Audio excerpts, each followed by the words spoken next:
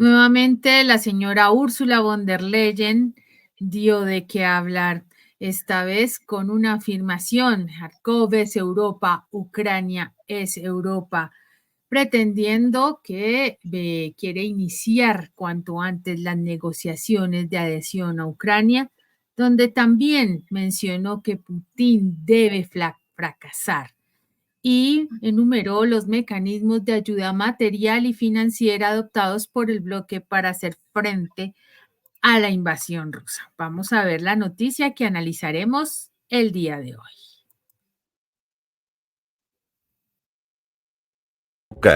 Con una arrogancia desmedida, Ursula von der Leyen proclamó desde Berlín que Kharkov es Europa, Ucrania es Europa.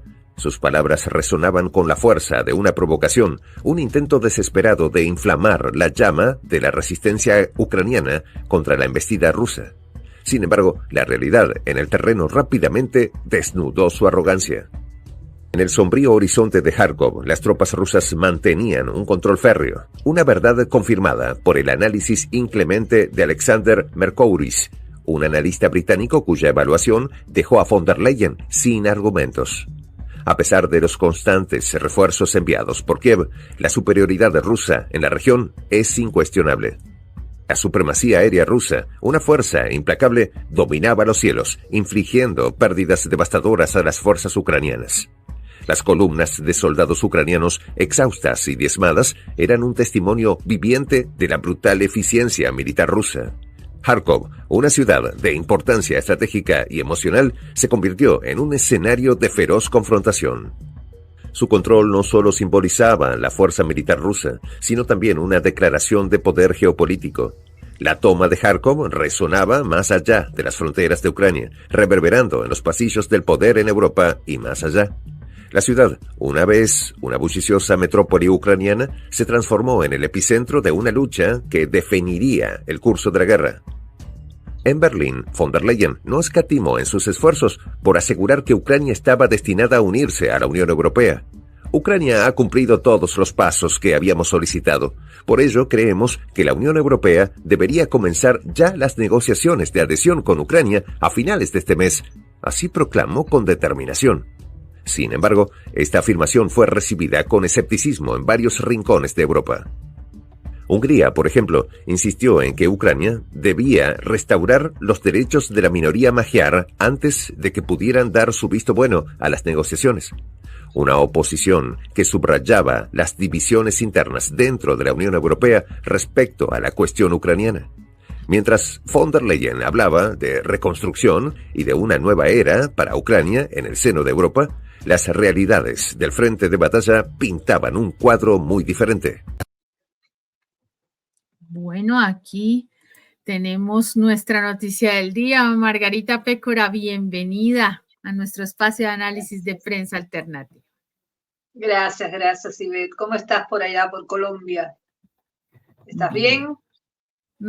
Bastante. Bueno, aquí estamos mirando el estado de cosas y vemos el contexto en el que se está produciendo esa infeliz expresión de la arrogante dama de la guerra, como así califican a Ursula von der Leyen, con su delirante idea de que la derrota de Rusia es cosa de días, porque eso también lo dijo. Pero fíjate que esta frase textual que ella pronunció de que Kharkov es Europa, Ucrania es Europa, eso que dijo la mandamás de la Unión Europea, autoritaria, soberbia, marcando el destino de un país que a ellos no les pertenece, porque Ucrania no les pertenece, tenemos eso claro, ¿sí? Bueno, eso me hizo recordar, Ivette, a la generala jefa del Comando Sur, porque fíjate, hay una analogía de cosas ahí, que Laura Richardson, cuando ella habló aquí con una altanería y propiedad sobre tierras ajenas, ella en un evento del Atlantic Council, con estrechos lazos también con la OTAN, ella enumeró las razones por las cuales Estados Unidos posa sus ojos en el resto del continente americano. Entonces aquí tú ves cómo se emparentan ambas mujeres con ese pensamiento injerencista, de piratería, de saqueo, que ahora exhibe también Van der Leyen, afirmando que quiere iniciar cuanto antes las negociaciones de adhesión de Kiev a la Unión Europea. Eso lo dijo la presidenta de la Comisión Europea hace poquito desde Berlín y durante una conferencia para la reconstrucción de Ucrania, porque ya ellos están pensando que van a derrotar a Rusia ya inminente de manera instantánea en pocas horas y que ya ellos van a entrar a Ucrania, porque ese es el tema de la injerencia. Ellos son los todopoderosos que lo van a arreglar todo. Así que ahí destiló incluso su odio contra Vladimir Putin y dijo que él debe fracasar. O sea que también imponiendo ese odio, ese sentimiento que han estado exhibiendo durante todo este tiempo de la operación militar. Además, enumeró los mecanismos de ayuda material y financiera que ya está adoptando el bloque para hacerle frente a la avanzada rusa. Pero, Ivette, te digo que estas expresiones que son, a mi modo de ver, son más que un compromiso que de Ursula von der Leyen de mostrar gestión, porque ella está desesperada por marcar territorio, por afianzarse al sillón de la Unión Europea, ¿entendés? Y entonces eso yo lo veo que más que como mostrar gestión, ella está dando una muestra de la desesperación que sienten por la derrota inminente de Ucrania, porque eso para ellos es ya lo peor, y ya tuvo su primer escollo, porque Hungría, como bien se dijo ahí en este fragmento del video, Hungría dijo que Ucrania debe restaurar los derechos de la minoría magiar en el país como condición para que le den el visto bueno al inicio de las negociaciones de adhesión a la Unión Europea. No es que ya le van a tramitar la incorporación, eso es lo que ha querido siempre Zelensky, que ya lo metan en la Unión Europea y en la OTAN y en todo eso, pero nada, eso lleva sus pasos porque fíjate que no lo puede decidir de manera unilateral Ursula von der Leyen, ni lo pueden decidir 2 o 3 países. Tienen que contar con los votos de todos. Así que esto viene a ser como un baldazo de agua fría para la jefa de la Unión Europea, porque nada podrá hacer sin el voto de Budapest. Así que Budapest sabemos que se sigue oponiendo a que las negociaciones con Ucrania y con Moldavia, que es otro país que también quiere ingresar a la Unión Europea, puedan empezar el próximo 25 de junio como pretende la Unión Europea. Eso no va a pasar. Tienen que ocurrir muchas cosas y muchas condiciones, muchos requisitos antes. Así yo veo el estado de cosas. ¿Sí? ¿Perdón? No, eso es cierto, Margarita, tal cual.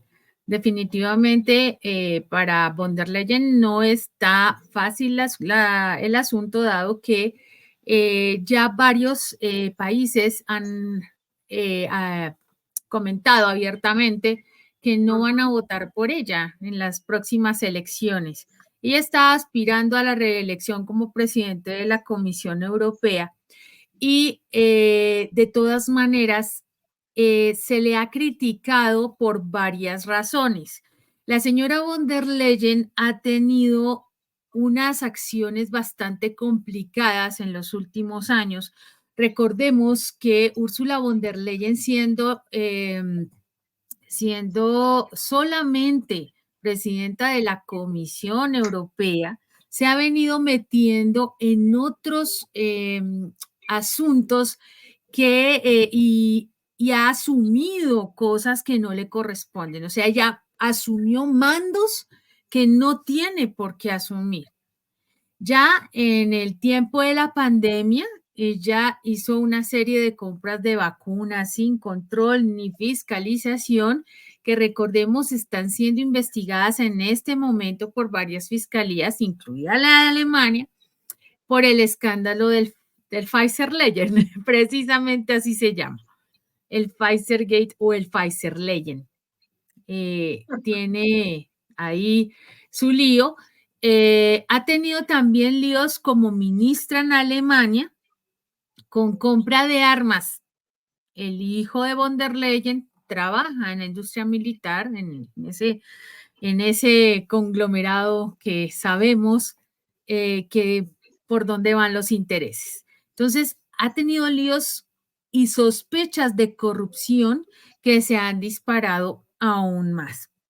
Ha sido una persona que ha utilizado la Comisión Europea como si fuera un gobierno central de 27 países, cuando ella no tiene esa competencia, es una mera gestora al servicio de las naciones y no es una jefa de gobierno, pero sus comportamientos y su manera de expresarse se ha vuelto pues como si ella mandara en la Unión Europea más que ahorita, no sé quién está, es que no sabemos quién está a cargo, definitivamente.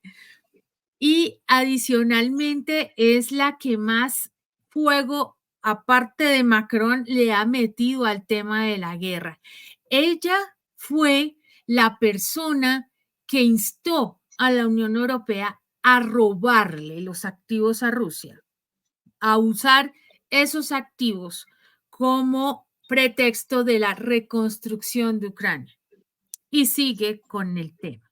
La pregunta, Margarita, sería ¿por qué tanto interés en que se acelere la inclusión de Ucrania en la adhesión a la Unión Europea tan pronto, siendo que están en guerra, siendo que adicionalmente son condiciones, como tú ya bien lo decías, Hungría no está de acuerdo porque ese es otro tema interesante y es que Hungría tiene territorios, minorías, las minorías Magreb son personas que viven en territorios ucranianos y que les fueron vulnerados sus derechos.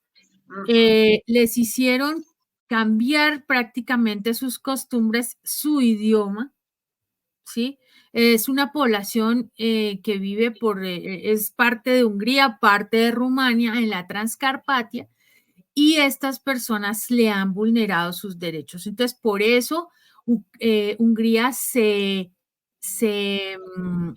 niega a darle la aprobación hasta que no se restauren esos derechos. Además, tiene otra desventaja y es que el primer ministro húngaro, Viktor Orbán, es el más cercano a Rusia entre los jefes de Estado y de gobierno de la Unión Europea. Saben que es amigo de Putin y que y le pide también a Ucrania que tenga una buena relación con sus países vecinos y revisar además la situación económica y comercial y los intercambios agrícolas con ese país. Sin embargo, ya tuviste y ves que la Comisión Europea insiste en iniciar esas negociaciones con Ucrania y con Moldavia porque considera que ya han cumplido los criterios esos que se exigen para ser procesados para ingresar. Pero bueno, nada de eso. Cuando hablamos de desesperación, porque es lo que yo estoy mirando en la actitud esta que está asumiendo Ursula von der Leyen, es que por incorporar a la fuerza a Ucrania rápidamente en la Unión Europea, es porque ya hay un ultimátum que se ha recibido de Moscú que también extensivo a la OTAN, por supuesto, y que salpica de lleno a todos los aliados de la Unión Europea, que están viendo que de nada les sirve ya ni la cumbre de la paz esa que inventó Zelensky ahora en Suiza sin invitar a Rusia, nada más para victimizarse, para culpar a Moscú de la ausencia obligada, porque Rusia no fue invitada al evento, y si la hubieran invitado no hubiera ido, porque además todo el mundo sabe que Zelensky no es ya el presidente, que se le venció el mandato, y él lo que va a ir allí es a victimizarse, a seguir pidiendo partidas de financiamiento y a seguir apuntando hacia Putin y hacia Rusia y todos los rusos como los malvados, los criminales, en fin. Él no va a ir allí, Putin no va a ir allí a escuchar al ucraniano pedir a todo el mundo que dispare desde sus respectivos territorios contra territorio ruso. No lo va a hacer. Así que por ahí andan las cosas. Así es, Margarita. ¿Vemos más video? Claro que sí. Vamos con el siguiente segmento. De Mercouris resonaban con la gravedad de la verdad. Kiev sigue enviando refuerzos a Kharkov, pero el uso de reservas no da resultados. La impotencia de las fuerzas ucranianas frente a la maquinaria de guerra rusa se hacía cada vez más evidente. La línea del frente, salpicada de escombros y cuerpos, era un recordatorio cruel de la futilidad de los esfuerzos ucranianos por recuperar terreno. La ofensiva rusa en Kharkov no era solo una campaña militar, era una manifestación de estrategia y poder que desafiaba las expectativas occidentales. La ciudad, con su historia rica y su importancia estratégica, se convirtió en un símbolo de la resistencia rusa frente a las sanciones y las presiones internacionales. El control sobre Kharkov representaba más que una simple victoria territorial. Era una declaración de intención y de capacidad. Los informes de Mercouris sobre la situación en el terreno eran claros y contundentes. La aviación rusa, con una superioridad aérea abrumadora, dominaba los cielos de Kharkov. Los ataques aéreos, precisos y devastadores, destruían las líneas de suministros ucranianas y diezmaban las fuerzas enemigas antes de que pudieran siquiera acercarse a la línea del frente. Los soldados ucranianos, exhaustos y con la moral por los suelos, enfrentaban una situación desesperada. La posibilidad de una ofensiva seria en la región, según Mercouris, era cada vez más remota.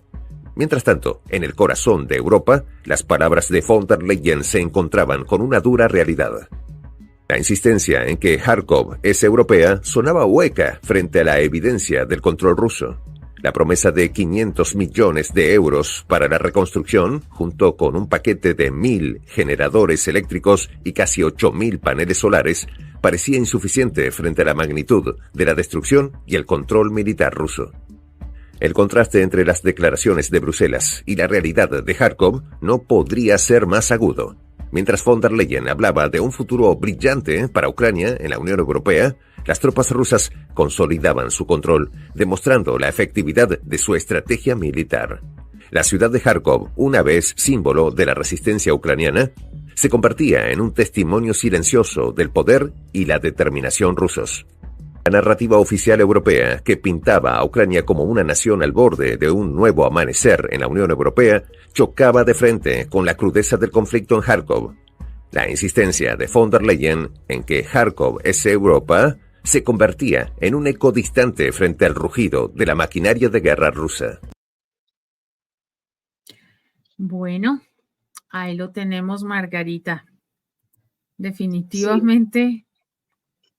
Sí, yo creo que están todos desesperados y no solo Úrsula. Fíjate que lo que ha estado ocurriendo en estos días ha sido todo un hervidero de eventos conspirativos todos en contra de Moscú. Primero se ha estado celebrando la cumbre del G7, que concluyó precisamente hoy, 15 de junio, en el lujoso resort ese de Italia, con una agenda centrada completamente, según trascendidos, claro, en el desarrollo de la inteligencia artificial, los conflictos alrededor del mundo y en una nueva ayuda financiera para Ucrania, que ya esa sí la acordaron, de eso hablamos ayer, por los líderes de potencias mundiales, para utilizar activos rusos congelados y financiar un préstamo de 50.000 millones de dólares. Todo eso para Ucrania. Para el perigüeño que va allí, que antes salía por los escenarios mundiales con la gorra, pero ahora él descubrió que volviéndose promotor de cumbres y eventos internacionales cobra mayor visibilidad, ¿no? Bueno, por eso él ha inventado este evento en Suiza para también pedir y victimizarse. Y bueno, esto está pasando también. Hay que ver en el contexto algo que nosotros habíamos estado analizando ayer, que fue el victorioso rescate que comentábamos del robot de combate Temis, desarrollado y fabricado por una empresa de Estonia, una joyita también denominada el Soldado Universal, que cayó en manos de rusas que lo andaban buscando como oro por muchísimo tiempo y que estuvieron dando recompensas cada vez mayores. Bueno, por fin ya está en manos rusas. Pero además de eso, ya comienza esa cacareada cumbre de la paz convocada por Zelensky en Suiza, sin invitar a Moscú y previamente vemos que Putin hizo una propuesta a Occidente para lograr una paz definitiva y duradera, una oferta que yo te diría irresistible, ¿no? para poner un verdadero fin al conflicto con Ucrania, donde él enumeró las diferentes condiciones para iniciar las negociaciones de paz con Kiev. Pero bueno, ya sabemos la respuesta cuál fue negativa.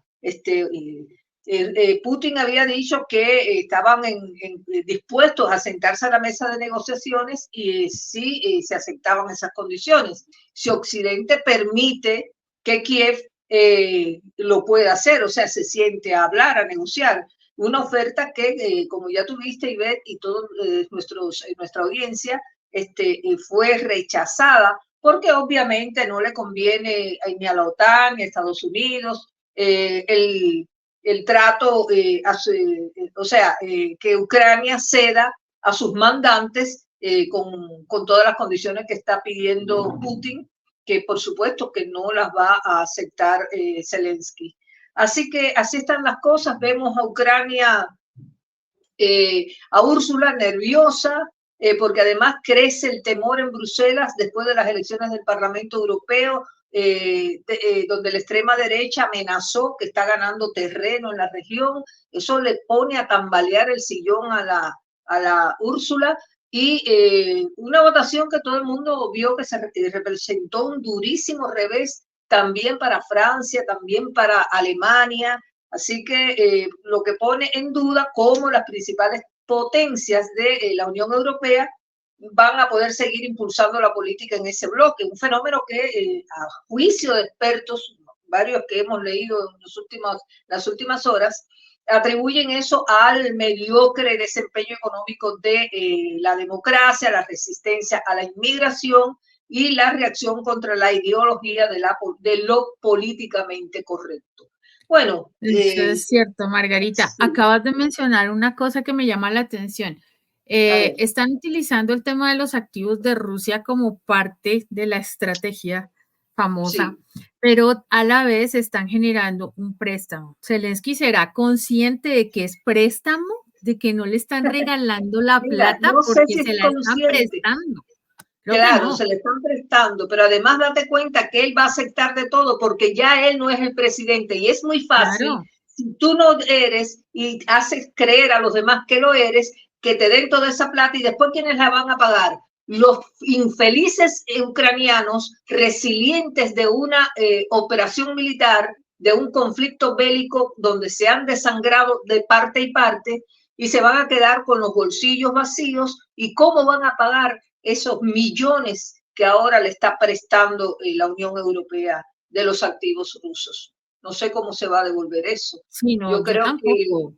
Hace unos días, Margarita, hace unos días vi unos videos de reconstrucción de la región de Mariupol por parte de Rusia. Algo que no sale en los medios. No sale, que nunca ha salido. Y esto es muy interesante porque a través de todos los procesos que han vivido, ellos han ido poco a poco reconstruyendo la ciudad, la región, y esto es bien, forma parte de los planes que Putin está desarrollando en estos tiempos, ¿cierto? Y lo lamentable es precisamente eso, que la narrativa sigue siendo de destrucción, de guerra, del monstruo que acaba con todo, y por el otro lado están todos los escenarios donde hay realmente una recuperación de los territorios que habían anteriormente sido ocupados por los neonazis ucranianos y lo que se estaba defendiendo. Volvemos al mismo discurso. Alguien decía en estos días en los comentarios que nos dejan que nosotros éramos más rusas que el vodka. O sea, tenemos que darle las gracias por ese mensaje, pero no es cuestión de ser prorruso o prorucraniano, no, aquí hacemos un análisis muy juicioso. Aprovecho también para decirlo, nos alimentamos de fuentes tanto de un lado como del otro, porque es importante mantener la objetividad. En ese sentido, también volviendo al tema de Ucrania y de la señora von der Leyen, están dos elementos que también tú acabas de mencionar, súper importantes, Margarita, y es la posición de Zelensky como el no gobernante ilegítimo, que ya varios países están y varios partidos de países proguerra, digámoslo así, ya han alertado con que, ojo, porque él no es un presidente legítimo. En la oposición de Ucrania, lo hemos mencionado anteriormente, ya también están advirtiendo de esta usurpación del poder, porque en la constitución ucraniana no está establecido esto, dice que en tiempo de guerra sí efectivamente se mantiene el gobierno hasta cierto punto y tiene que pasar a la jefatura del parlamento. No es el esquivo. Hay eso que acabas de decir, eso es importantísimo porque yo recuerdo haber leído que caso tal de que aceptara Ucrania negociar el tema de la paz, no sería con Zelensky. No, o sea, no, no se van a sentar con el ucraniano, va a ser con el parlamento ucraniano, o sea, van a tener que escoger. Por eso fue que una de las respuestas que se dio a este mensaje de Putin fue de uno de los asesores de Zelensky, no lo pusieron directamente a él porque saben que están cometiendo ya un ilícito, ya saben que están en fallo, en falta. Claro, sin embargo, todavía una von der Leyen le conviene aparentemente esta situación porque ella también está jugando su futuro electoral. Pero si es que la Unión Europea ha vivido del drama de la guerra en Ucrania, ha vivido de eso. Ellos, fíjate que, a ver, cuando llegue el fin de Ucrania, que ya está muy cerca, se le va a acabar el cuento a la Unión Europea y a todos sus lacayos. Sobre todo esos estados europeos que han estado financiando con paquetes el tema de la contraofensiva. Porque ellos han vivido y con el temor a que el conflicto pueda escalar hacia sus fronteras. Ese ha sido el pánico mayor con el que ella ha exacerbado para poder justificar toda esa injerencia y toda esa presencia que han tenido. Y ya a Úrsula se le va a terminar ya ese discurso, porque ya no van a poder mantener como prioridad ese eje de carácter regional, ni preocuparse incluso por la agudización de ese conflicto que según ellos desata siempre una ola masiva de emigrados o de refugiados. Ya eso se va a terminar. Entonces, ¿qué va a hacer de Úrsula? ¿A dónde va a ir a parar? Bueno, ella tiene un apellido de linaje, ya sabemos el esposo de dónde es y toda la cuestión, va a tener asegurado su retiro, pero que vaya pensando en esa retirada, porque se le va a acabar. Y cada vez que dice cosas como esta, mira que tiene una denuncia, ahora que lo mencionan la señora, entre otras tantas denuncias, tiene otra que ella es una estafadora política, porque en 2019 consiguió engañar al gobierno de Polonia, del Partido Conservador, para que votara por ella como presidente de la Comisión Europea. ¿Qué hizo? El gobierno polaco ordenó a sus parlamentarios votar por ella y sacaron los votos suficientes para que quedara elegida. Sin embargo, estuvo 4 años acosando al gobierno polaco y bloqueando fondos, ¿sí? Hasta lograr, con ayuda del gobierno y los medios alemanes, acabar con ese gobierno conservador en Varsovia. O sea, ella se ha metido con todo el mundo, con la derecha y con la izquierda. Se supone ha traspasado los límites, sí. Y ella se supone que tiene una línea de precisamente como de izquierda, como progresista. Yo no he entendido ese pedazo, pero cuando las recientes elecciones dijo que iba como a proteger, digámoslo así, tanto a la izquierda como a la derecha.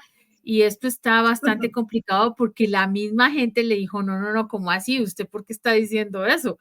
Y le está haciendo ojitos a Meloni. Entonces, si no me sirve aquí, entonces venga usted para acá.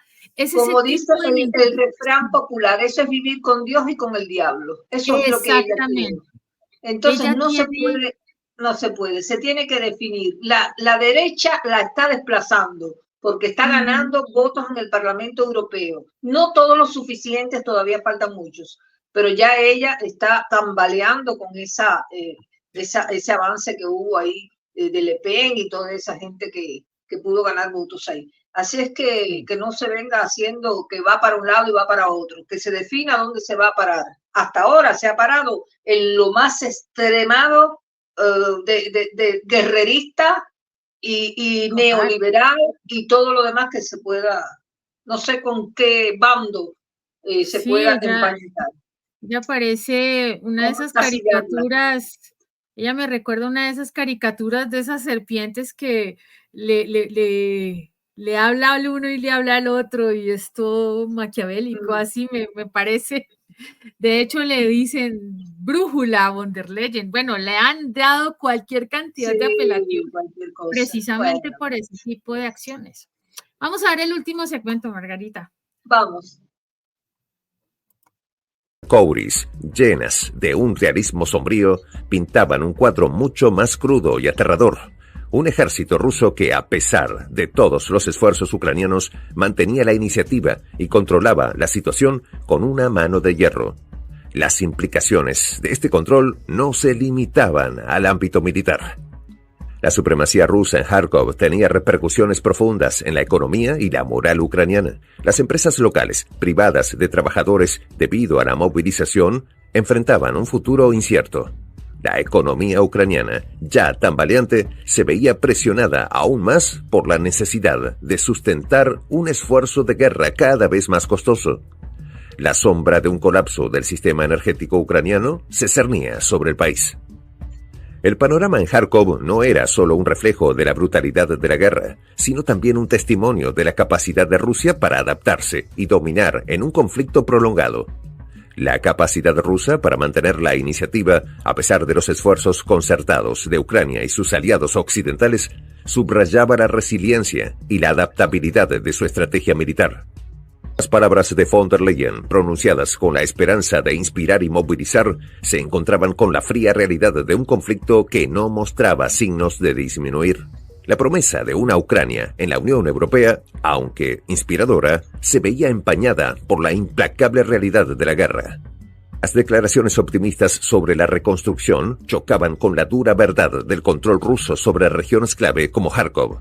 La situación en Kharkov no era solo un símbolo de la resistencia. Ahora reflejaba la complejidad y la brutalidad de un conflicto que desafiaba las soluciones fáciles y las declaraciones simplistas. La lucha por Kharkov, con su mezcla de heroísmo y desesperación, subrayaba la realidad de un conflicto en el que cada victoria y cada derrota tenían un costo humano y político. La ciudad, con su historia rica y su importancia estratégica, se convertía en un símbolo de la lucha más amplia por el control y la soberanía en una región marcada por la guerra. La narrativa de von der Leyen, llena de esperanza y determinación, contrastaba de manera aguda con la realidad en el terreno. Mientras Europa hablaba de reconstrucción y futuro, Kharkov era un testimonio silencioso del costo de la guerra y de la implacable realidad del control militar ruso. En esta instancia, las palabras de Mercouris sobre la situación en Kharkov resonaban con una verdad incuestionable. A pesar de todos los esfuerzos de Ucrania y sus aliados, las tropas rusas mantenían un control firme y devastador sobre la región. La promesa de un futuro europeo para Ucrania, aunque inspiradora, se enfrentaba a la dura realidad de un conflicto que no mostraba signos de ceder. En este contexto, la proclamación de von der Leyen de que Kharkov es Europa se convertía en un recordatorio de las complejidades y las contradicciones de la guerra. Mientras las tropas rusas consolidaban su control, la ciudad de Kharkov seguía siendo un símbolo de la lucha y la resistencia en una región marcada por la brutalidad del conflicto. La guerra en Kharkov, con sus múltiples capas de tragedia y heroísmo, subrayaba la realidad de un conflicto que no podía ser reducido a simples declaraciones y promesas. La ciudad, con su historia y su importancia estratégica, se convertía en un testimonio de la resiliencia y la determinación de aquellos que luchaban por el control y la soberanía en una región devastada por la guerra. A medida que el conflicto continuaba, la situación en Kharkov seguía siendo un reflejo de la lucha por el control y la dominación en una región marcada por la violencia y la incertidumbre. La proclamación de von der Leyen, aunque llena de esperanza, se enfrentaba a la dura realidad de un conflicto que no mostraba signos de ceder, subrayando la complejidad y la brutalidad de una guerra que seguía desafiando las soluciones fáciles y las respuestas simplistas.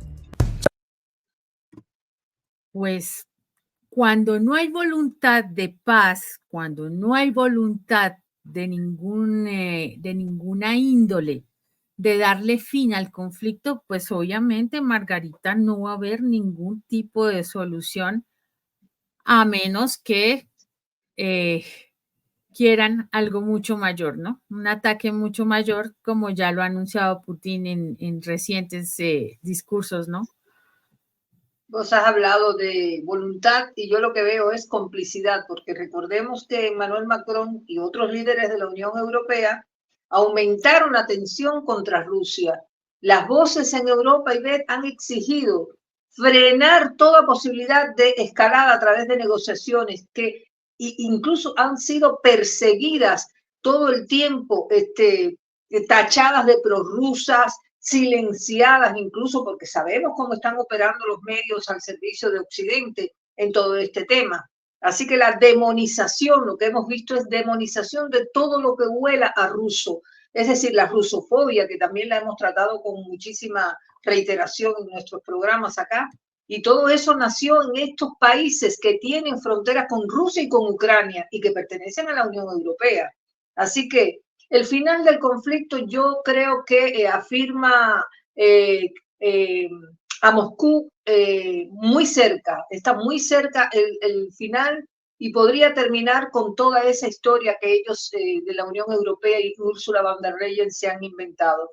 Y en eso de poner la zanahoria a Zelensky y a Ucrania con el tema de la reconstrucción del país después de la guerra, Van der Leyen es experta. Fíjate que en esa conferencia en Berlín, donde ella dijo esa frase que ha detonado y que lo que la ha ridiculizado más bien, ella prometió panaceas a Ucrania, como la firma de acuerdos por valor de 1.400.000 millones de euros con bancos europeos para atraer a Kiev inversiones del sector privado. Imagínate nada más cómo va a quedar Kiev después de esta corrida. Bueno, dijo que también los bancos van a poder solicitar a través de un proyecto piloto apoyo financiero europeo para invertir en fondos de capital activos en Ucrania, de forma que queden asegurados contra algunos riesgos. En fin, todo muy bonito, pero mientras tanto la Unión Europea y Occidente, como les pidió Putin, no aceptan las condiciones por una paz definitiva. Es decir, no hay entendimiento. Y como no hay entendimiento, la confrontación lamentablemente va a seguir avanzando y no va a dar Moscú ni un paso atrás. Esa es la realidad. Así que de nada les vale la bravuconería ni todos esos eventos conspirativos que hay contra Moscú, porque Rusia no va a dar un paso atrás. Si se van a sentar a negociar, tienen que aceptar las condiciones. Y ellos, por supuesto que ni hablar de desnazificación, por nada, ellos no van a dar a los ucranianos un paso atrás en eso. No. Así que, porque ya están minados, ya lo tienen en el alma, en el ADN, lo tienen. Así es. Y sin embargo, Zelensky en el reciente evento de la conmemoración de Normandía, tuvo el coraje de decir que en Ucrania había avanzado el nazismo. Es tan torpe. Yo no escuché eso.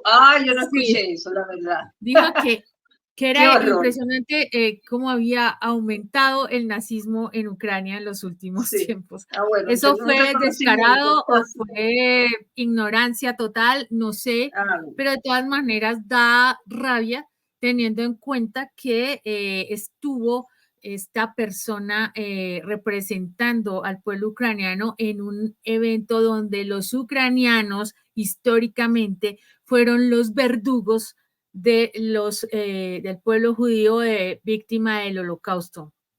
Ellos eran guardianes de Auschwitz o guardianes de los campos de concentración. Tuvieron bastante relación muy cercana en la Alemania del 39 y ahora resulta que los malos son los rusos, que fueron los que pusieron los muertos, el pecho y demás en esa confrontación. Y en cuanto a la relación ahorita que tiene von der Leyen con todo el pueblo europeo, pues es bastante, como tú bien lo decías, no solamente es temor, porque pues obviamente si la guerra se pierde, pues van a tener muchos problemas de todo tipo. Y adicionalmente, pues se está perdiendo todo su, ¿cómo se dice?, su poderío, porque ella misma ha cometido errores. El solo hecho de que ella haya sido elegida con el apoyo del socialismo español, por ejemplo, de partidos como el Verde allá en Europa, la ponen en una mira cuando se dirige a hacer negociaciones con partidos de ultraderecha. Como lo decíamos hace un momento, el tema de acercarse tanto a Meloni no ha sido bien visto y es muy posible que pierda las elecciones por hacer ese tipo de jugadas. Los analistas dicen que de pronto puede ser una estrategia, pero es una estrategia muy arriesgada.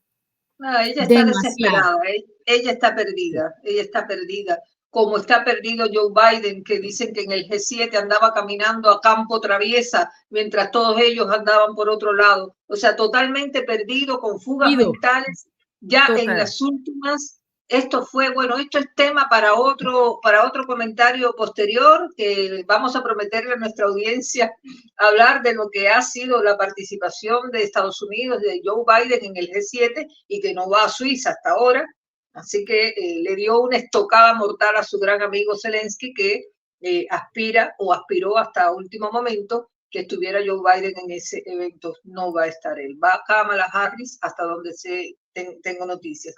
Además, se confirma que en el estado en que se encuentra Joe Biden no va a poder poner la cara más, está totalmente desconectado del lugar, de tiempo y espacio en los lugares a donde lo llevan. Así es que lamentable.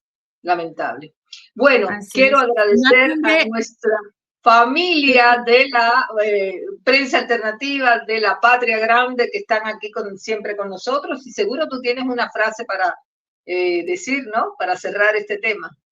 Claro que sí, Margarita, la reflexión del día. Antes de la reflexión del día quería decir una sola cosa, una cumbre de paz donde no se aceptan las negociaciones.